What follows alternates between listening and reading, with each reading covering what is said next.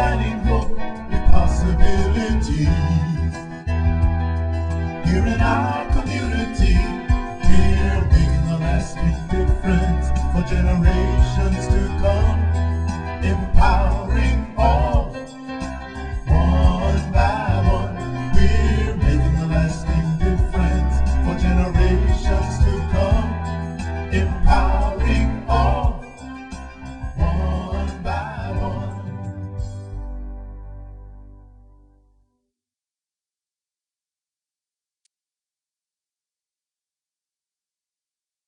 I would like to introduce Bruce Alexander. Bruce is the Vice President for New Haven and State Affairs and Campus Development at Yale University. Yale is a globalizing presence right here in our marketplace. Bruce will introduce our keynote speaker, Tom Friedman. Half a dozen years ago, Mayor John Stefano of the city of New Haven came back from vacation, summer vacation, and said to me that he had read the Alexis and the Olive Tree, and he said, "Book. It's one of Tom Friedman's." And I was glad the mayor was interested in global economics.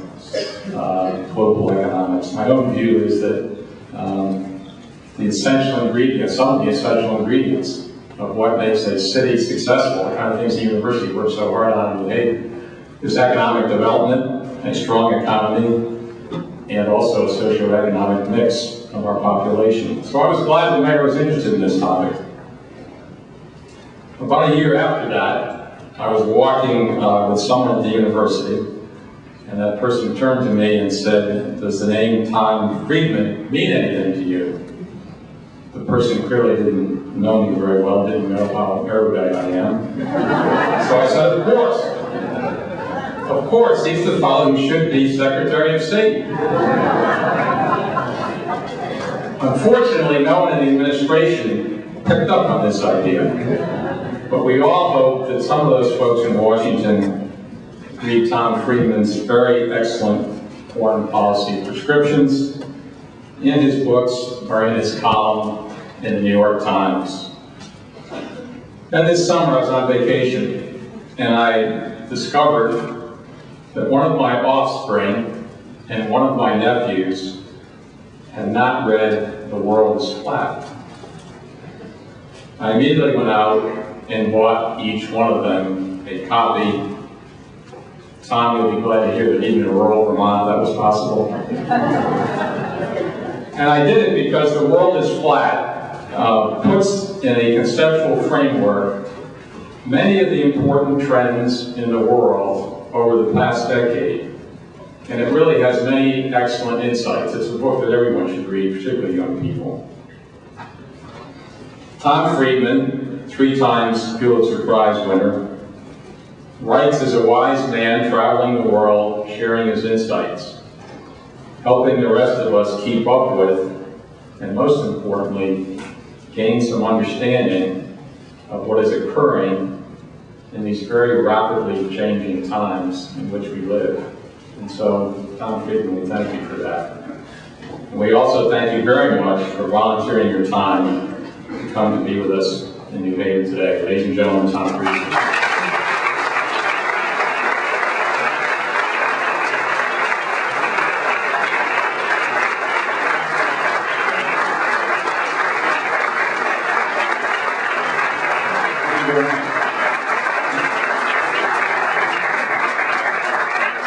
It's a treat to be with you here today. I'm actually going to overrule the coordinators and ask you not to write down your questions. I much prefer to see the people who are asking questions and hear your voice, hear your anger, hear your excitement, hear what you do. And also, I don't trust my wife because she's put in all kinds of reader questions. You know, why did you listen to your wife? You know, so. Don't bother filling anything out. The questions are. I operate on the Darwinian speaking method, and the Darwinian speaking method is whoever asks me over and over and over to come, eventually, usually, yes me. So Cynthia Farrar from Yale wins that contest.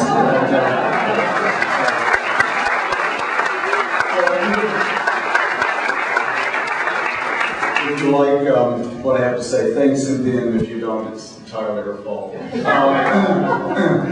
I know some of you have read The World is Flat. Those of you who haven't, I know who you are. I know where you live, I know where you work. And so what I thought I would do today is update you on the 2.0 version of The World is Flat, to try to give you a global framework of, as best I can, of the world that you're trying to fit the New Haven city and region into. I'm always working on the book. There's a 2.0 version out now, because this subject is very much alive. It's not stagnant. To understand The World is Flat, you first have to understand that this book came about completely by accident. I became the Times Foreign Affairs columnist in January 1995. And between January 1995 and September 11, 2001, my column, technology and issues of traditional geopolitics, ethnic conflict, and the like. I basically oscillated between Silicon Valley and the Becker Valley. And I was really in that kind of oscillation mode right up until September 11th, when, in light of what happened that day, I really dropped the Lexus side of my column. And I spent the 3 years after 9/11 traveling almost exclusively in the Arab Muslim world, trying to understand the roots of 9/11. I made one trip back to Silicon Valley during those years to visit a startup company. Some friends of mine were involved in it. It's something called Google. I did one column about Google, and then went back to Kabul, basically. So I was really the mode I was in right up until January of 2004. I started doing documentaries for the Discovery Channel. And we had done one on the roots of 9/11. We had done one on the wall Israel had built in the West Bank. And in January of 2004, we were sitting around with our Discovery team, trying to figure out what should we do our next documentary on. And at the time, the issue of why does everybody hate America seemed to be the hot issue we should try to tackle. So I said, well, let's take it on. How should we do it? So I had this wacky idea that what we should do is go to call centers all over the world and interview foreigners, young people, who spend their days imitating Americans on what they think of America. And I thought it would make a very interesting double mirror. That's how this all started. And we were literally budgeting out that documentary. And where do we go? India, Costa Rica, Philippines, Poland. When John Kerry came out with his blast against Benedict Arnold's CEOs who engage in outsourcing. And suddenly, this issue of outsourcing just exploded onto the world stage, onto the front page of the New York Times, the Wall Street Journal, Forbes, Business Week. So I said, wait a minute, stop, time out. Why don't we just go to Bangalore, India, and do a documentary called The Other Side of Outsourcing, where we try to look at and explain this phenomenon for our viewers from the ground up. And that's what we decided to do. And that's how it all started. So on February 1st, I headed off to Bangalore with my Discovery crew. And over the course of the next 10, 11 days there, we shot 60 hours of interviews with Indian technologists and entrepreneurs. And across those 60 hours, I got progressively sicker and sicker. And it was not the Indian food. It was somewhere between the Indian entrepreneur who wanted to process my American tax returns from Bangalore, and the Indian entrepreneur who wanted to write my new software from Bangalore, and the Indian entrepreneur who wanted to trace my lost luggage on Delta Airlines from Bangalore, that I got this really sick feeling that while I had been sleeping, while I had been off covering the 9/11 olive tree wars, something really big had happened in this globalization story, and I had completely missed it. And it all kind of came together with the last interview, which was with Nandan Nilekani, the CEO of Infosys, the Microsoft of India.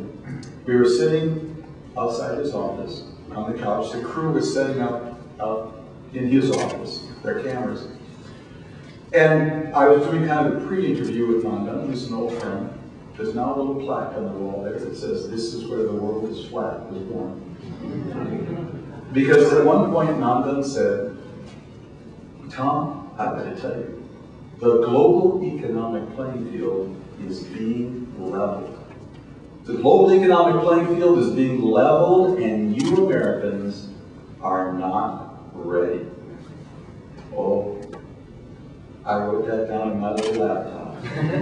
The global economic playing field is being leveled, and you Americans are not ready.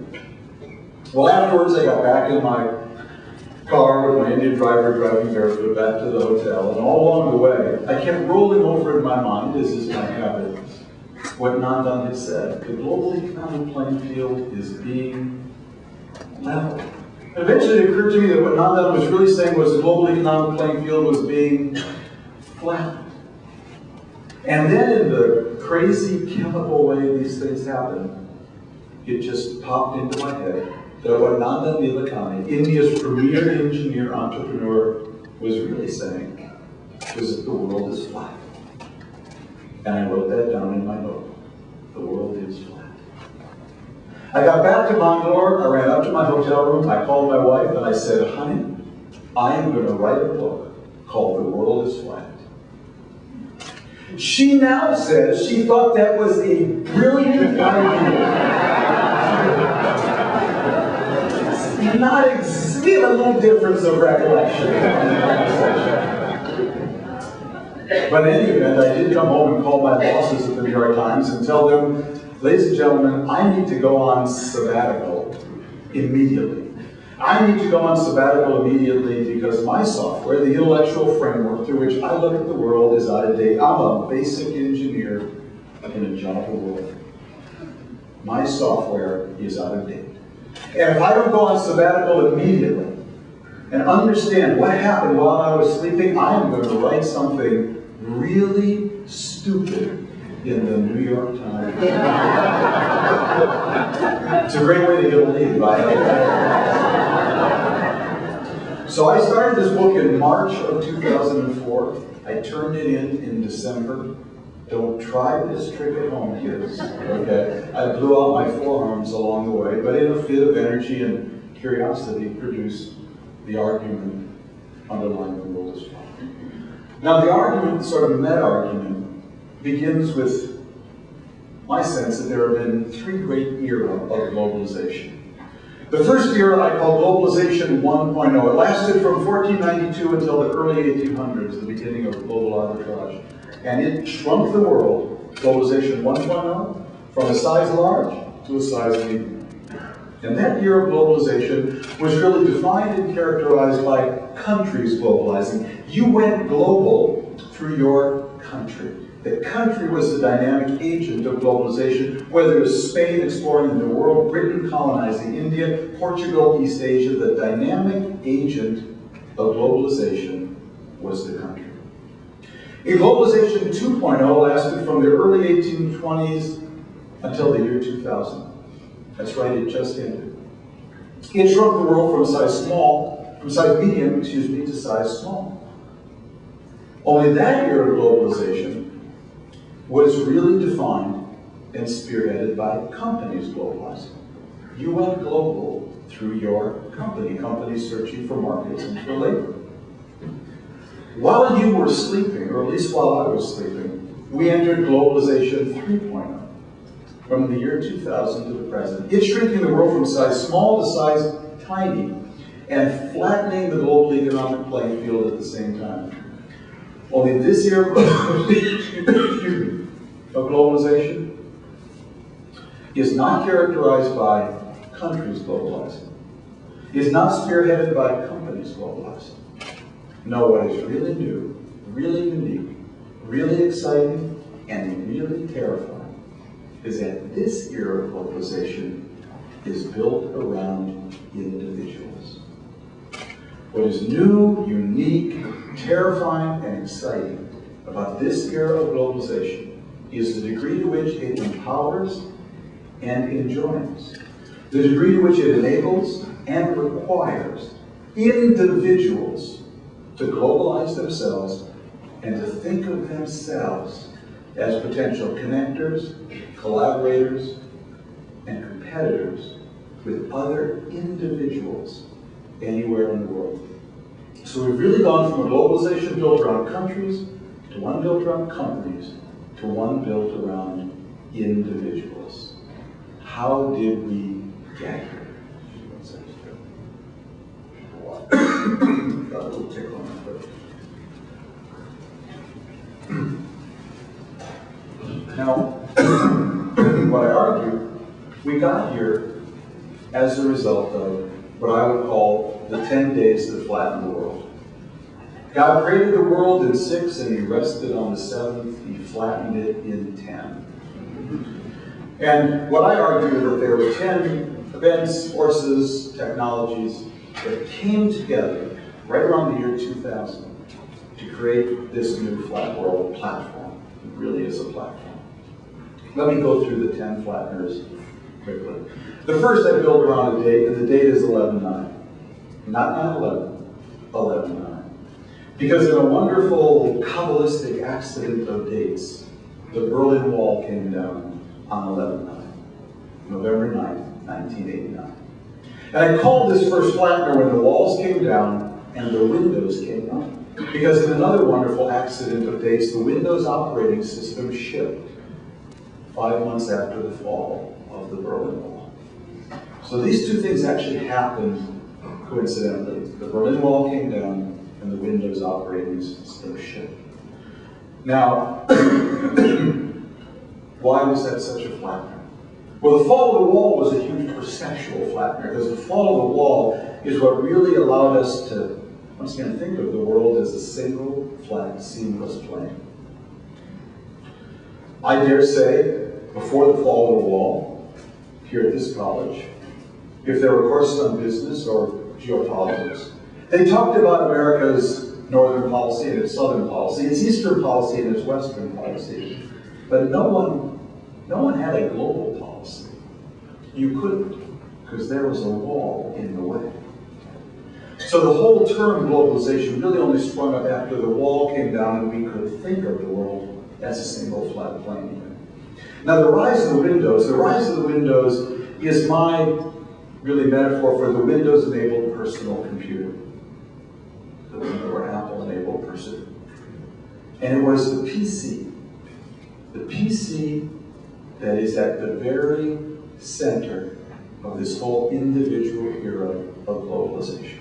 It all starts with the PC. Why is that? Because with the PC, individuals, for the first time in the history of the world, were able to author their own content in digital form. And you need to think about every one of those words. We've all been authors of our own content ever since cave women and cavemen etched on cave walls. But with the PC, we as individuals suddenly became authors of our own content in digital form, in the form of bits and bytes.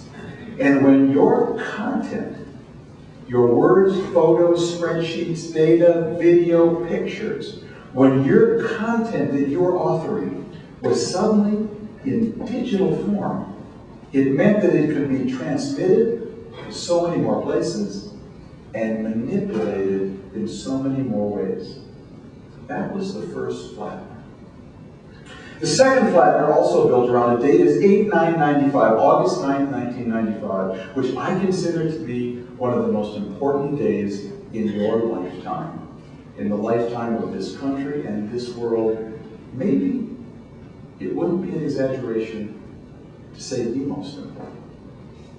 Why? Because on August 9th, 1995, a small startup company in Mountain View, California, called Netscape went public at 9 a.m. in the morning. And the world has never been and will never be the same since. Why was the Netscape IPO, Netscape's going public, such a flattener? For two reasons. First has to do with Netscape's invention. Netscape's invention was the browser. The browser was this simple device that allowed us to render onto a computer screen all that digital content locked away in internet files and websites. Before the Netscape browser, the internet was the province of computer scientists and geeks. But with the Netscape browser, we could suddenly illustrate on a computer screen everything that was in those files. It was the Netscape browser that actually brought the internet to life and made it this incredible tool of connectivity that grandma and grandpa, grandson and granddaughter could all use with equal facility. But the Netscape IPO was a flattener for another reason. Because the Netscape public offering is what triggered the dot-com boom. And that triggered the dot-com bubble. And that triggered the crazy, ridiculous, absurd, utterly outrageous overinvestment of $1 trillion with a T like Tom, $1 trillion into fiber optic cable in 5 years. And it was that crazy, absurd, ridiculous overinvestment of $1 trillion into fiber optic cable across the world in 5 years, which accidentally, with nobody having planned it, made Beijing, Bangalore, and New Haven all next-door neighbors.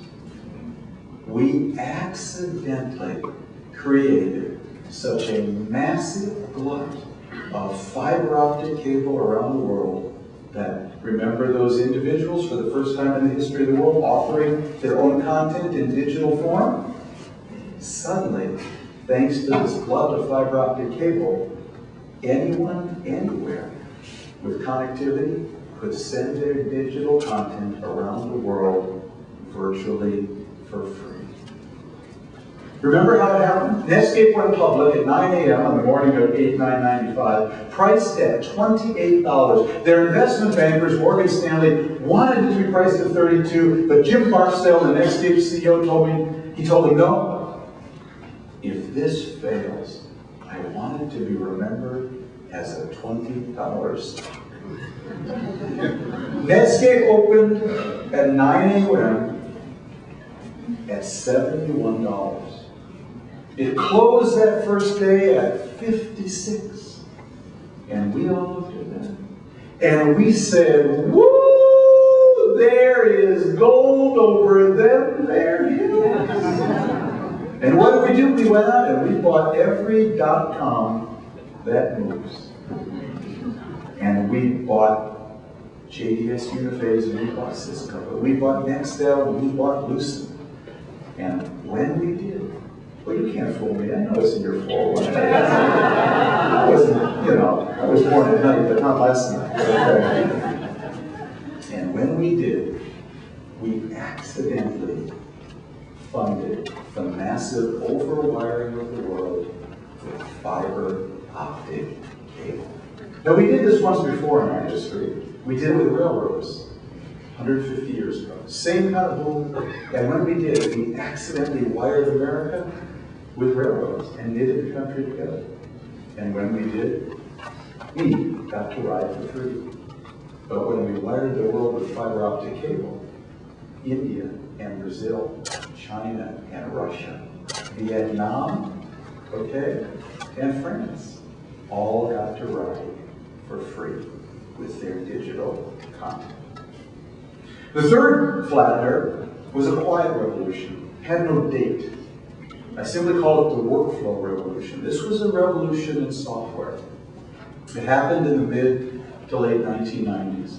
And what the workflow revolution did, thanks to the transmission protocols, that alphabet soup of HTML and HTTP and XML and SOAP and AJAX, all those digital protocols, what they did collectively was make everyone's software interoperable. You forget what a revolution that was. Go back to the school. When they first got computers and software, everyone here was so excited. Down in bookkeeping, they got rid of the abacus or adding machine, whatever they had on. And over in admissions, they got rid of all these paper files. Everyone got a computer and software. They were so excited. There was just one problem. Bookkeeping got Windows, and admissions got SAP. And they didn't connect. So whenever one of your kids, or one of you, didn't pay your kids' tuition, someone from bookkeeping had to walk over to someone in admissions with a piece of paper. Thanks to the workflow revolution, we got rid of that paper, and we made everyone's computer and software interoperable. That, friends, was a revolution. You could suddenly sit home on your computer and not think, I want to do e-banking, I want to do this, I want to do that. Not think for 1 second, what computer am I running, what software am I running, what computer is she running, what software is she running. We made everyone's computer and software interoperable. Made everyone into potential and real collaborators. That's where the word collaboration really took off. Remember all those individuals authoring their own content in digital form? Then thanks to the internet, they could send it anywhere in the world for free. And then thanks to the workflow revolution, they could all suddenly collaborate on each other's content from anywhere to anywhere, with anyone, about anything, for less money than ever before. It was those three Flatteners came together in the late 1990s that really created the crude platform for the flattening of the world. What they created was a crude platform for multiple forms of collaboration. More people able to collaborate with more other people on more different things in more different ways for less money than ever before. The next 6 Flatteners are the 6 new forms of collaboration that immediately sprung off this platform and flattened the world even more. Let's go through them quickly. The first of these is outsourcing. Outsourcing was just a new form of collaboration. So now, excuse me, your school, if you want, you can outsource your bookkeeping department to North Connecticut, North New Haven, North Dakota, or North Monmouth. On this platform, either option, equally easy. Outsourcing, whole new form of collaboration. Second form of collaboration was offshoring. Offshoring is where I take my old factory from Canton, Ohio, and move it to Canton, China, and integrate it into my global production system. Offshoring takes a whole new leap forward on this platform. Third new form of collaboration, the most revolutionary, and we haven't even begun to see the end of this, I call uploading. Uploading is a term coined by Kevin Kelly, the founder of YALE. See, when the world is round, you download it. But when the world is flat, you as an individual can now upload your own content. Uploading takes many forms. One form is open source software. A bunch of geeks sitting at home in kind of online chat rooms writing the next great operating system, Linux, for free. Why do they do that? And many do it because they hate Microsoft. I don't. I have a lot of friends there, but they do. Many others do it because they love the pure, peer-reviewed science of it. Look at this new algorithm I came up with. You gotta try this. This is so cool. But for whatever reason they do that, they're not downloading Windows. They're uploading Linux. Now, how would you like to be Bill Gates? Well, how would you like to be Bill Gates? You build up this huge cache hoard from Windows, which you use to undercut any competitor on price. And then along comes a competitor who's selling your most threatening product, an operating system, competing with yours for free. It's hard to beat free. Now you all, I can see you out there, are a group of old fuddy-duddies like me. So you are still using Microsoft Explorer, but your kids are using Firefox as their browser. Do you know where Firefox came from? It came from a 19-year-old at Stanford collaborating with a 26-year-old in New Zealand. They never met. They uploaded a competing browser to Microsoft Explorer that was then downloaded 10 million times in the first 3 months. It took 10% of the Microsoft Explorer market in about 6 months.